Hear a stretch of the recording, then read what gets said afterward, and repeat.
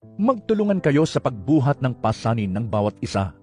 Sa gayong paraan ay matutupad ninyo ang kautusan ni Kristo. Airport tayo, nagtatawag na excess baggage. Either nababayaran mo, iiwan mo yung excess baggage mo. Anin ka, may aanihin ka. At kung ginawa ka ng masama, gawan mo na lang siya ng kabutihan. At dapat nagtutulungan kayo tayo kasi nga magpapamilya tayo. At kung magtanim tayo ng kabutihan, ayun din ang aanihin natin. Gawin mo pa rin ng mabuti. Ganun lang. Yun lang po. Basta yung gumagawa kayo ng masama, gawin ng mabuti. Iwain mo lang. Tsaka, pag may nangangailangan sa'yo, i-ano mo, itulungan mo lang. Sa tono, magtulungan kayo sa pagbuhat ng pasanin ng bawat isa. Kaya tayo, dito na tayo mga pamilya na tayo